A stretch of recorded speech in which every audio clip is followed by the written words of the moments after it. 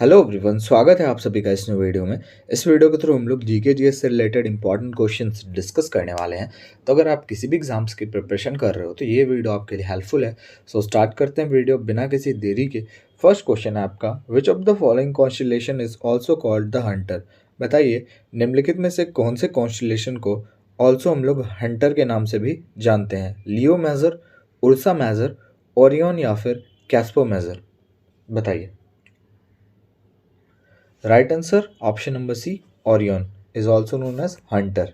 ठीक है।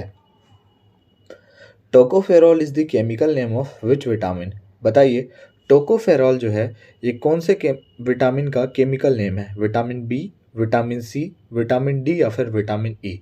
पीडीएफ के लिए आपको डिस्क्रिप्शन में टेलीग्राम का लिंक मिल जाएगा, आप ज्वाइन कर सकते हो। ऑप्शन नंबर ई का जो है केमिकल नेम है टोकोफेरॉल। अगला क्वेश्चन है, the world's largest camel fair is held in which of the following city. बताइए दुनिया का सबसे बड़ा ऊंट का मेला जो है ये कौन से शहर में लगता है। जयपुर, उदयपुर, पुष्कर या फिर जैसलमेर। राजस्थान में हो लगता है भाई, है ना। वर्ल्ड का सबसे बड़ा कैमल फेयर ये कहाँ लगता है। ऑप्शन नंबर सी, पुष्कर में। ठीक है।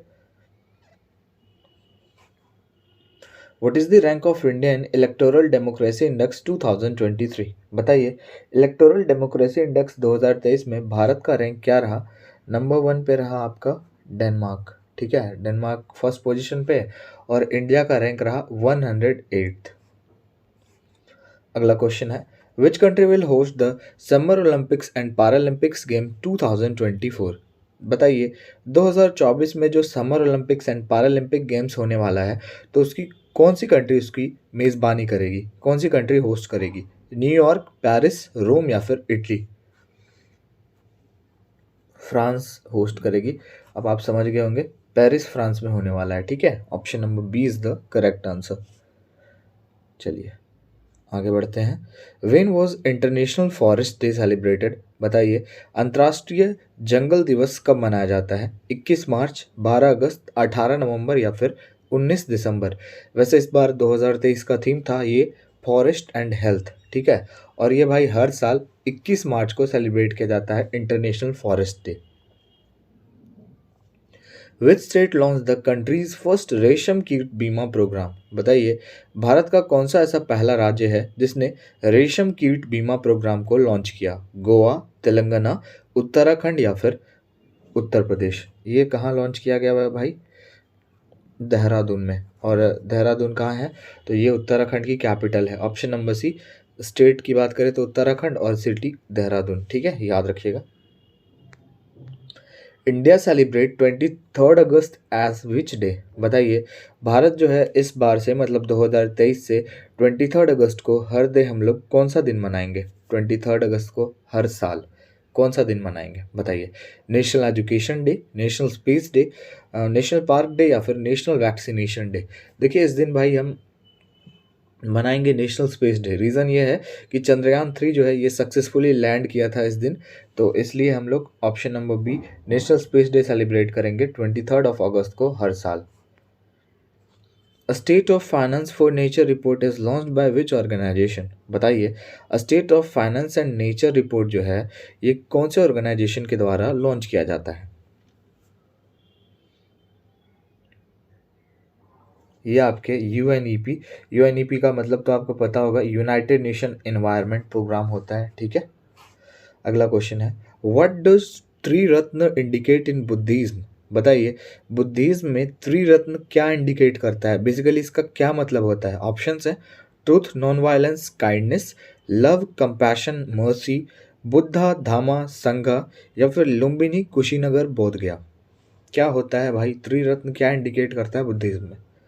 तो भैया ये जो है ये इंडिकेट करता है किसको, ये ऑप्शन नंबर सी बुद्धा, धामा एंड संघा।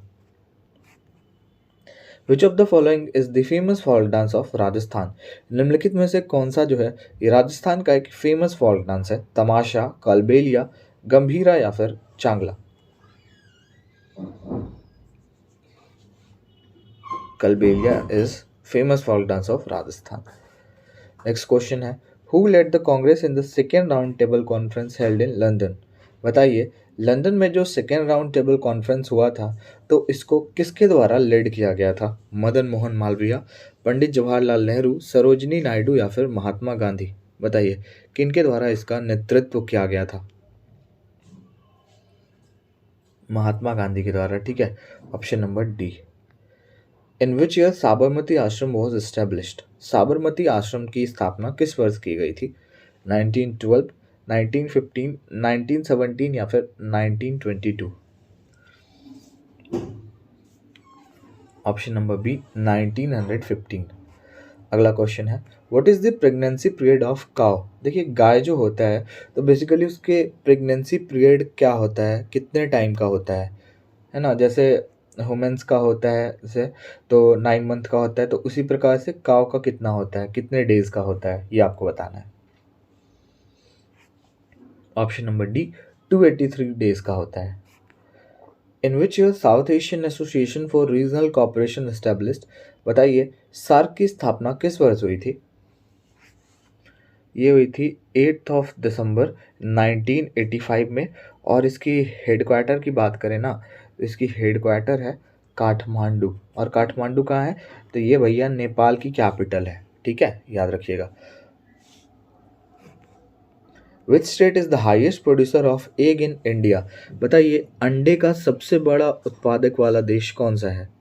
देश पूछ रहा है, नहीं, क्वेश्चन के अकॉर्डिंग स्टेट है, बट मैं आपको देश भी बता देता हूँ। देश की बात होगी तो चाइना जो है ये हाईएस्ट प्रोड्यूसर है एग का। लेकिन अगर स्टेट की बात होगी कि भाई कौन सा इंडियन स्टेट सबसे ज़्यादा हाईएस्ट प्रोड्यूसर है एग का, तो ये आपका Andhra Pradesh. What was the main reason of Champaran Satyagraha? Champaran Satyagraha के पीछे मुख्य कारण क्या था? Plague bonus, indigo cultivation, tax on land या फिर जमींदारी सिस्टम? भैया देखिए इसके पीछे का जो रीज़न था ये था indigo cultivation. Option number B. अगला क्वेश्चन है who is considered responsible for Bengal partition? Bengal का जब विभाजन हुआ था तो इसका जिम्मेदार किसे माना जाता है? Lord Dalhousie, Lord Cornwallis, William Bentinck या फिर लॉर्ड कर्जन? Lord Curzon. अगला क्वेश्चन है in which state of India maximum percentage of its area is forested? बताइए भारत का ऐसा कौन सा राज्य है जिसका मैक्सिमम परसेंटेज जो है एरिया वो जंगल से घिरा हुआ है? जैसे इतना बड़ा स्टेट है कोई, ठीक है, तो उसका इतना परसेंट जो है मान के चलिए कि फॉरेस्ट से घिरा हुआ है और बस इतने में लोग रहते हैं। तो क्वेश्चन का मतलब यही है, बताइए। ये है आपका ऑप्शन नंबर बी मिजोरम, ठीक है, मतलब ज़्यादा एरिया इसका जंगल से घिरा हुआ है ना। To whom does the chief minister gives his resignation letter? जैसे किसी भी राज्य के सीएम हैं, अगर उनको रेजिग्नेशन लेटर देना होगा तो वो किसके थ्रू वो रेजिग्नेशन ले सकते हैं? Governor, speaker of house, vice president या फिर प्रेसिडेंट? देखिए ये शपथ भी लेंगे किसके थ्रू? गवर्नर के थ्रू, राज्यपाल के थ्रू। और अगर रेजिग्नेशन भी लेंगे तो किसके थ्रू? गवर्नर के थ्रू, ठीक है ना।